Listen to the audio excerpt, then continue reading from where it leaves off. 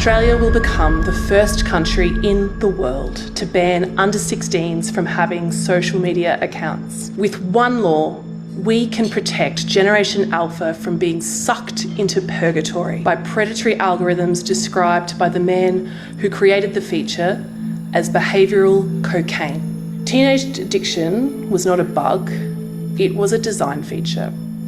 And on 10 December, there are going to be withdrawal symptoms. Teenagers will be upset, some will fight to get back on, some will manage to find their way around the tech and keep their accounts. But I truly believe the short-term discomfort will be worth the long-term benefits. This law is world-leading, and countries around the world are taking our lead. Denmark, Greece, Romania, France, New Zealand, Malaysia, the European Commission have all signalled intent to introduce a minimum age for social media. American social psychologist and author of the book The Anxious Generation, Jonathan Haidt, said, Australia's law, our law, is by far the most important single piece of legislation ever enacted on planet Earth to protect children in the internet age. 7 out of 10 kids are suffering or witnessing harm online in Australia as we speak. That is what we are trying to fix. And yes, it will be difficult. We don't shy away from the fact this is a rough transition. But like I said, every single parent who has talked to me about this since I've been the Minister for Communications has said, thank you, do not back down, and thank you for being the bad guy. Thank you for allowing me not to be the bad guy. Thank you for allowing me to say, this is against the law. The government has made this law. So I asked them to draw strength. They asked them to ask their child to write to me, if that would be of any assistance. I do video messages to transmit this message, whatever it takes. But I do not for a second think that this isn't worth doing. Just not via Facebook Messenger, I guess. Messenger Kids is okay. I'm not going to sit here and act like I wouldn't also want to enact this law if I was able to be in control of things. I actually think this is a great idea. There's just simply no need for an adolescent to be online in any of these social media platforms. I do think these governments are shooting themselves in the foot, though. Social media is where they've been pushing all these nut job ideas that they're infecting the kids with in the first place. And I know a lot of that stuff is coming from the public school system. And don't get me wrong, I am very much in favor of freedom of speech. And I'll fight tooth and nail to protect it. But our freedom of speech protection should apply to grown adults. And this will likely cut down on things like grooming and child exploitation online. I'm sure we've all seen that expose that they put on the news a few years ago where they had some guy who was a computer scientist come in and create a brand new Facebook account. And within about half an hour, he had 7 or 8 messages from grown men trying to reach out to this supposed young girl. These social media platforms just make it too easy for predators to get in contact with young kids. But what I find interesting about this is it was only roughly a week ago that the Australian government come out and told their citizens that they're going to have to use some sort of identification to even get internet access at all. And their justification for that was that they wanted to make sure that you weren't contacting children. The whole idea was they were doing this to keep kids safe. So now what do they need that law for? Why are they going to force their citizens to use ID to access social media accounts if kids are not even allowed on there? So what is going to be their new justification for this? Even though we all knew that was a lie, we all knew that that wasn't really the reason they wanted you to put in your identification in order to gain access to Facebook and X. It at least made sense on its face. They probably should have waited a couple of months until everyone had already complied with that new law before rolling this one out. Now, their reasoning for even having that law doesn't make any sense. Deep dive into your dystopian future under the digital surveillance state. It's right here. This little board here tells you how many times people have come through the park. Essentially, it tells you how many unconnected Wi-Fi devices there are in. So that would be everyone's phone. This is telling you how many people are in the park at the moment. So once again, imagine a lockdown scenario, another emergency, another COVID outbreak, or monkeypox, or whatever you like, you name it, we'll make it up. 6 devices in this park at the moment. That's down 50% for normal. Your local government, your state government, your federal government want it to be none. And this will tell you, these sensors up in this light, the Wi-Fi connections, they're all interlocked. There will be facial recognition cameras in there. So, don't think you're just going to leave your phone at home. The cameras will pick you up in future. All seems very innocuous, But the reality here is what we are seeing is the very real and very, very, in my view, concerning future for how we go. These areas are all going to be geo-fenced, and there's going to be more data about you out there and what you do per day. And I hear people saying, I've got no problem with any of this, I don't do anything wrong. Well, that all depends on whether or not your government has the same viewpoint as you. And we've seen this played out in the last 18 months through the COVID period. I've got to tell you, I don't like this at all. Looks pretty innocuous, but to me, there's a bigger, badder future that comes with it. Make sure you're thinking about this, make sure you're talking to your friends about it, and make sure you're telling your politicians that you don't want a social credit style system like currently rolling out over in China with the CCP. We don't want to go anywhere near this.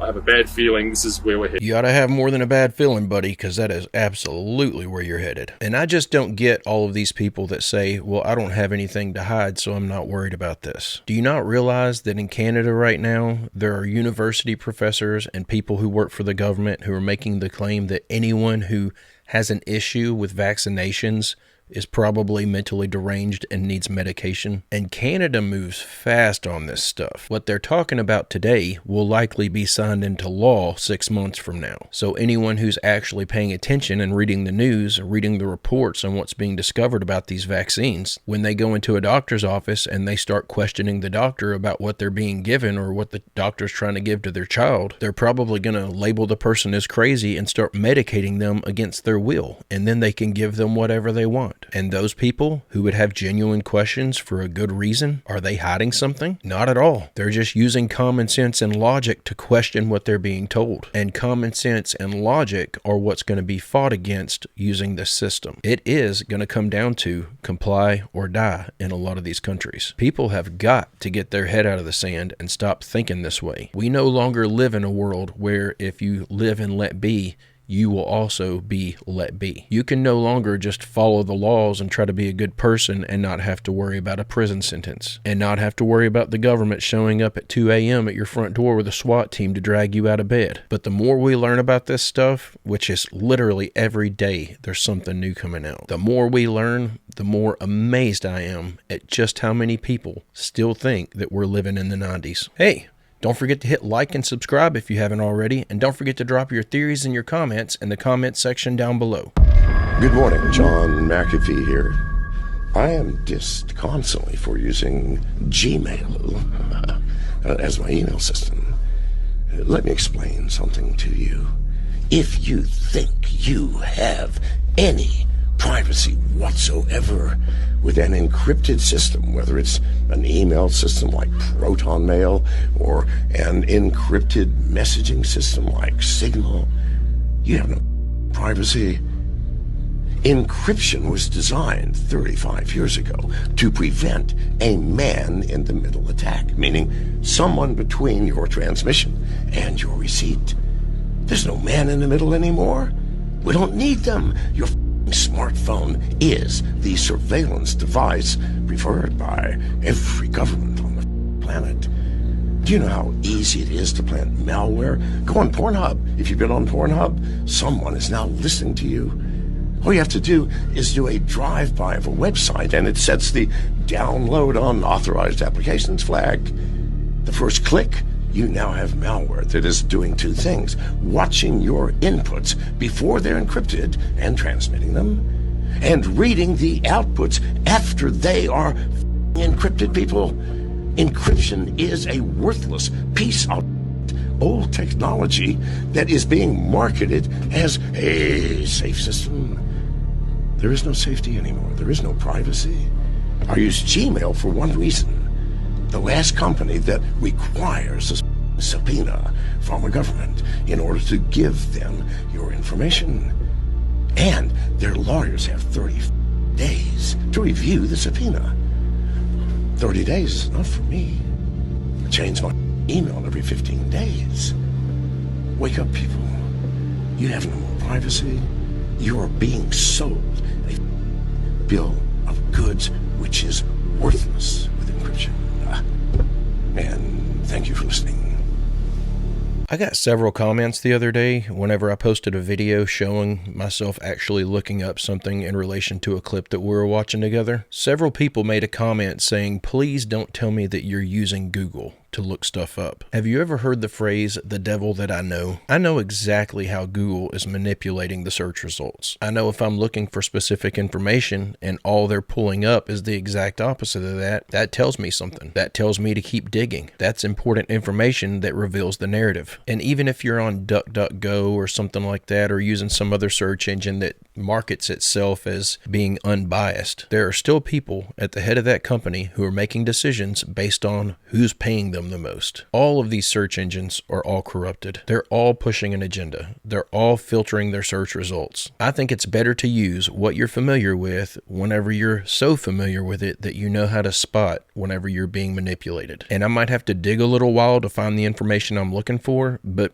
Google's just trying to hide other people's information. They're not the ones who are literally putting the information on the internet. They're just a middleman between me and the information that I'm trying to access. But I thought this video made a very good point, because personally, I would rather use a service that I know is corrupt, that I know how they're manipulating me with it, than to let my guard down and start using a service that I'm convinced is free of all this propaganda. To me, that sounds like a much more dangerous game to play. How do you know if you're in the middle of a psychological operation? I would just assume 24/7 that we are.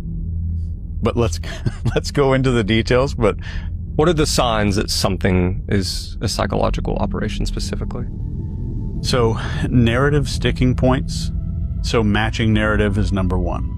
The matching narrative means that I'm hearing pretty much the same messaging from media outlets, celebrity influencers, which is number two, and authority.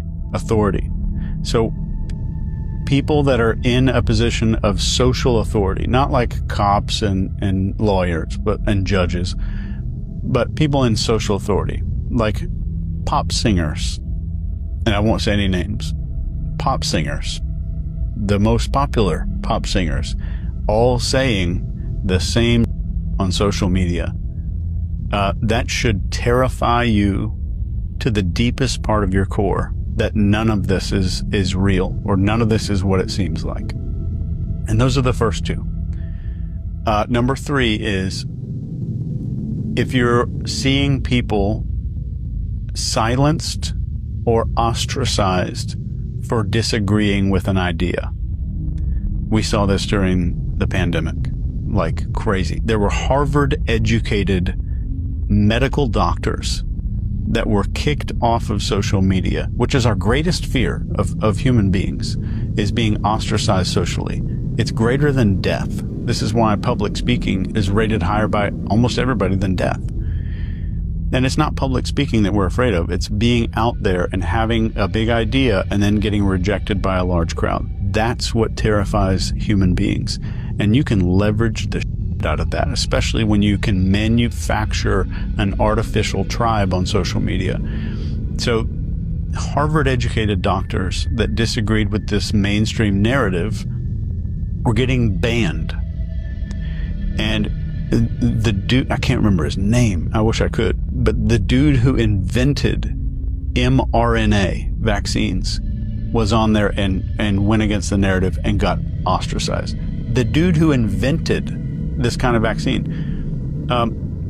it's unbelievable. So and that step three, just remember in your mind that if an idea requires suppression to exist, it's a horrible idea and it's most likely a psyop. Good ideas don't need to suppress other people. Good ideas travel on their own. Good ideas spread on their own. It doesn't need suppression by itself.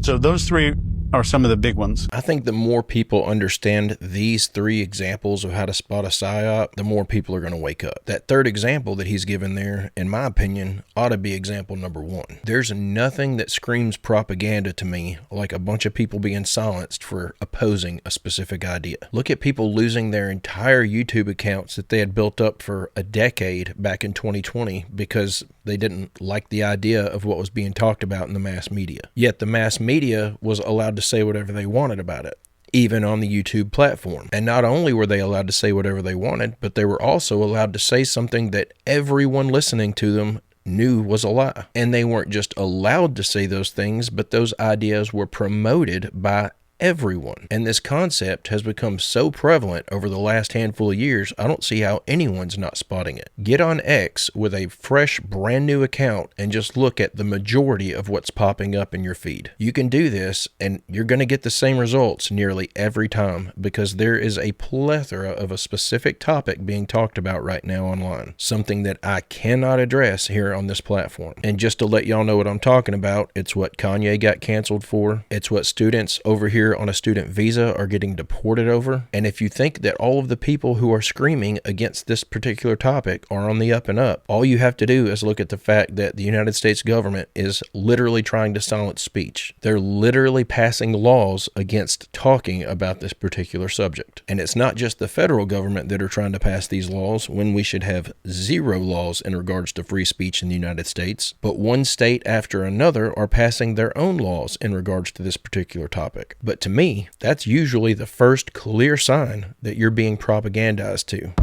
Groypers or groomers? So over the past several months, I've shared a few of Nick Fuentes' videos because I agree with a lot of his stances on like Israel, the current condition of the United States of America. I agree with. But this video you're about to see is beyond disturbing, and it's a line as a society that we have agreed we're not going to cross. It's not out of context. I found other videos that support the original video. Can't with this. Like, I'm sorry, I can't. Not any of this. Same thing goes with women. I don't want to turn 30 and find some 20-year-old, 29-year-old woman that I have something in common with, and it's like, hey, properly aged, like wine. Women don't age like wine, they age like milk. They don't age like wine. That's not how their hormones work. That's not how they work. Yeah, I gotta find my 16-year-old wife. Let's say I get married to a 18-year-old now. 6-year age difference. When I turn 40, she's gonna be 34. Ew. What if I'm 30 and she's 16? 14-year age difference. Then now we're talking here. Now we're cooking with gas. I want a 16-year-old who's untouched, pristine, untouched, uncorrupted, innocent. That's what we all want. I think the age of consent should be lower. I don't even really believe in the concept. I'm banning people. If you're telling me to stop, you're gone. Bye. I'm out here free thinking, okay? And if I've got weird sexual interests, Why do you hang out with children? well, you know, they're hotter. Based. Let's go. That's why we love them. Anyways, do you consider Chris Hansen a hero? I grew up with this guy, so I consider him a hero. He's like the pedo catcher guy. Yeah, I mean, I guess. I mean, certainly some of that can be considered heroic, but I've said this before, the pedo catcher stuff, a lot of it I really think is a grift, and a lot of it I think is just hysteria. What you tend to see with the pedo catchers is a lot of the people that they catch are just like disgusting, ugly freaks. And then a catfish, and okay, obviously it's super bad if they're like under the age of 15, let's say, because that's like prepubescent. But if there's like a 15-year-old, someone who purports to be like 15 and is really attractive, and they're giving a really disgusting freak a lot of attention, you have to wonder, like, is that person a pedophile? Yeah, so Nick, this isn't thought leader type material, bud. Like at all. Like this is like hard drive check aisle 5 for Fuentes type material. But you actually believe this. You're promoting this on your channel to millions of people, and it's disgusting. You need to repent, Nick. This is the line that we don't cross in America. Being America first means that we need to protect the most vulnerable among us, which is our children, Nick Fuentes.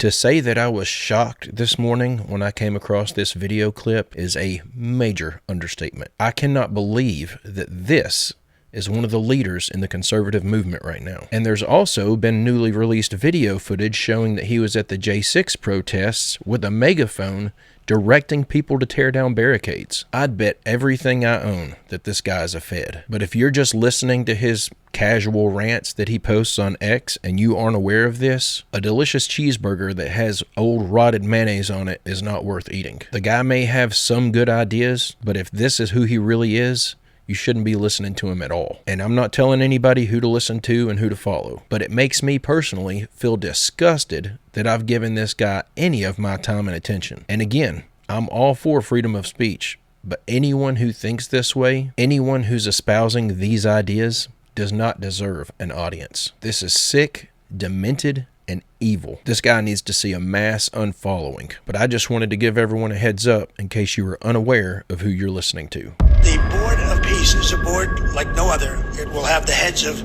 major countries. I hope Your Highness will be on the board. You'll accept, I hope. But the Board of Peace will be something that's never even been thought of before. And it's covering Gaza, but it'll end up covering large portions of the world. There will never be a board like the board that we're going to be announcing. What's taking place in the Middle East is a miracle. They're just calling it a miracle, and we're going to make it a miracle, and we're very close to doing that. Trump is unveiling something around December 15th called the Board of Peace. It's said to have 10 to 12 global leaders on the board. If you know Bible prophecy, this should shake you. If it ends up being 10 members on the board, I believe Daniel called this 2,500 years ago. Daniel saw a final world system rising with 10 horns, 10 leaders, 10 rulers, all united under one global authority. Revelation 17 says those 10 kings are given authority for 1 hour, and then they give their power to the beast. 10 leaders, one agenda. If it ends up being 12 members, well, that number's not random either. In the Bible, the number 12 represented God's government. 12 tribes, 12 disciples, 12 foundations of the New Jerusalem. And the thing about it is Satan doesn't create, he counterfeits. A global technocratic 12 pretending to bring peace, while Revelation 6 describes a false peace that will fool the world. The world wants peace without the Prince of Peace, and the Bible says that's exactly how the end starts. Watch the numbers, watch the structures, watch the Bible unfold. God's clock is ticking. This might be a little alarming, guys. So, y'all know the 10 kings from Daniel who will have power over the earth, and this will be the whole beast system and things like that.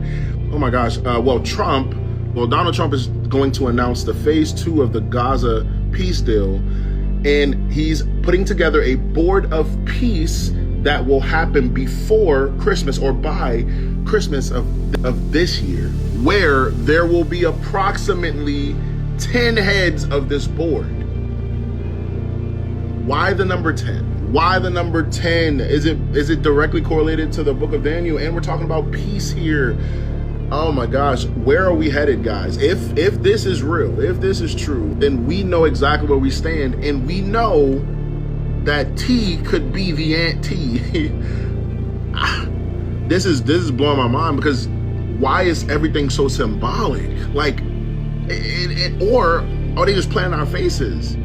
Has he read the Bible? Is he trying to mimic? I don't get it, because it's just playing right into the hands of the end times. What do you mean you're appointing approximately 10 people on the board for the Board of Peace for the Middle East? Yikes. Oh my boy. Oh my boy. Where are we going, y'all? Where are we going? I would say this is certainly suspicious enough to keep an eye on. It sounds like the mark of the beast is on the way. And Jesus made it very clear. The entire obliteration of the heavens and the earth would be easier than for one letter of God's word to be proven false. So don't think for a second that this is not how things are going to play out. And when you look at how Israel is trying to usher in the end times with the building of the third temple, when you look at the warnings in the book of Revelation that talks about how all nations will rise against Israel, and it seems like that's happening right now, the goodwill that they've been afforded for more than 50 years seems to be falling on its face. It's certainly looking like we are undoubtedly in the final days. But it would appear that we've only got a couple of weeks left before we find out how this is going to play out. Everyone keep your eyes open. Pay attention to what goes on with this Board of Peace. I don't know how this is going to play out. I'm hearing Trump saying that we're going to stop being Big Brother and trying to police the entire world and become more of an isolationist country, that we're only going to worry about our hemisphere. And then at the same time, he's making statements like this. This guy's just constantly contradicting himself. That makes it pretty difficult to get a firm grasp on what's actually happening. But this is one I plan to do a lot more digging into in the next couple of weeks. I'm sure as we get closer to the day of this actually being instituted, we'll start seeing what it's really all about. And I would like to apologize to everyone that once again, we have a video that's just full of negativity. It seems like every video here lately is just doom and gloom, but just look at what's happening. If we really are this close to the end days, if we really are living through the book of Revelation, then it makes perfect sense why it's so difficult to find the light in all this darkness. But we all know where to look to find it. But if you've been thinking about turning things around and trying to straighten things out, now is the time to start making some moves. Please don't mess up and let the opportunity pass you by the way I almost did. There is nothing more important in this world. But guys and gals, I'm going to go ahead and end the video right there. I hope you enjoyed these clips we watched together today. God willing, I'll be back tomorrow with another one. I hope you come back to join me. Don't forget to leave a like and subscribe if you haven't already. And don't forget to drop your theories and your comments in the comment section down below. But guys and gals, I hope everyone has a great, safe, fantastic rest of your day, and I will see you all tomorrow.